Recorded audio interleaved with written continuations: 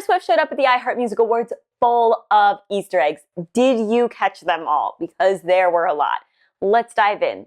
Top level, most obvious. Her outfit is speaking to Showgirl. From the corset top that has been a huge part of the imagery within Showgirl and Tortured Poets, to the mint green and the orange that speak to the colors of the life of a showgirl, to the white diamonds and those incredible earrings.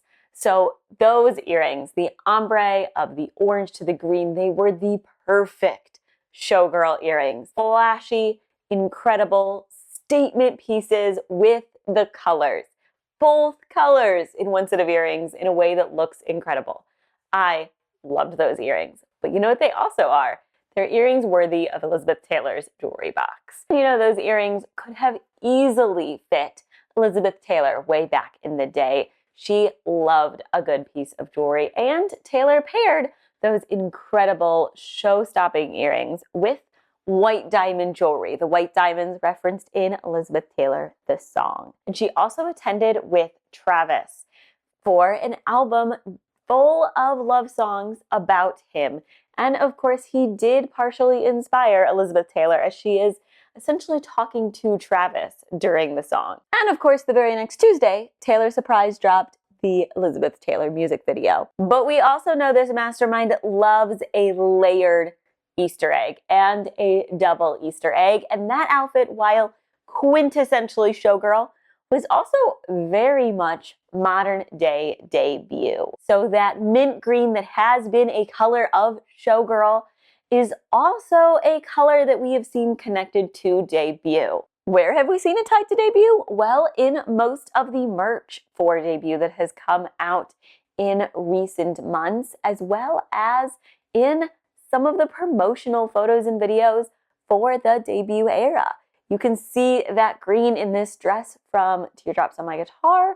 We're also seeing callbacks to debut in the sort of Western style fringe, as well as in that floral pattern that looks a little like the motifs we've seen on some of the debut merch and kind of has a little bit of a country vibe to it. This outfit truly looks like a quintessential showgirl outfit and a quintessential modern day debut outfit. And that's pretty exciting because we are pretty sure that debut Taylor's version will be released for the 20th anniversary of debut.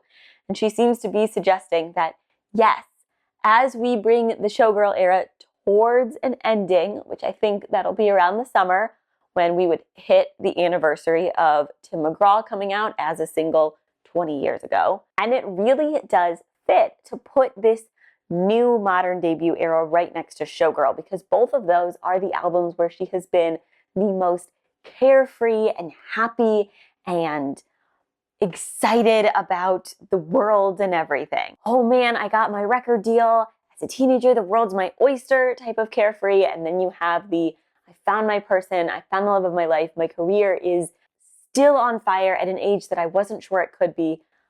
This is amazing. You've got that same level of energy in both Showgirl and in debut, and so it makes it fit together better as these two bookends to the year. And of course, it shows how she can have both of these albums so perfectly represented in one outfit, because they have a lot of the same happiness and joy that you don't find in a lot of her other albums. Taylor also called out that carefree, happy aspect in her speech, and she also specifically mentioned loving the hobby of songwriting since she was 12 years old. She specifically called out 12 years old. And would she have a reason for that? Maybe, maybe not. But when you take a look at the calendar, 12 weeks from the iHeartMusicAwards is June 19th, the date that Tim McGraw was released, her very first single 20 years ago. So I think that's interesting, especially because that is mere days after Taylor is inducted in the National Songwriters Hall of Fame for her craft in songwriting. So I'm particularly interested to see what she will be wearing to that induction ceremony and whether we see several callbacks to debut in that outfit, because she does seem to be pointing us towards that June 19th date when she first released Tim McGraw. Do I think that we'll see the full album at that point? Absolutely not. But I do think that we'll see us move into the debut era in June. After all, Taylor loves putting subtle Easter eggs in speeches. And if you don't believe me, go rewatch New Heights or the NYU commencement speech, or we've got a list at this point. And then, of course, we saw this exact shade of green in Taylor's Instagram post celebrating Opalite earlier this year. And Taylor doesn't post all the time, so when she does, it's worth picking up the details. She wants us to notice this green, and she wants us to know that this green is very intentional. It's Showgirl and its debut. There is also a slight chance that we have received an Easter egg as to who will be designing Taylor's wedding dress.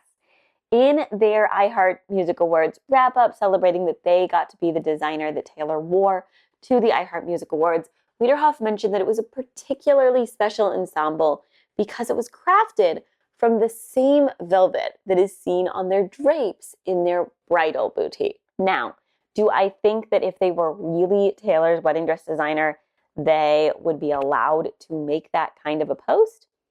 No. So it's unlikely, but, it was subtle enough that maybe they could have gotten away with it. So there is a chance that they are hinting to being Taylor's wedding designer. If they are, I'm sure her dress will be incredible. So what do you think? Did you catch all of those Easter eggs? Are there any you found that I missed? Let me know in the comments below, and let me know what you thought of Taylor's ensemble at the iHeartMusicAwards. And I am really looking forward to seeing what she wears at her next public attendance that we can assume, which is the Songwriters Hall of Fame in June. Let me know what you thought of her iHeartMusicAward Easter eggs, and I will see you soon. Bye.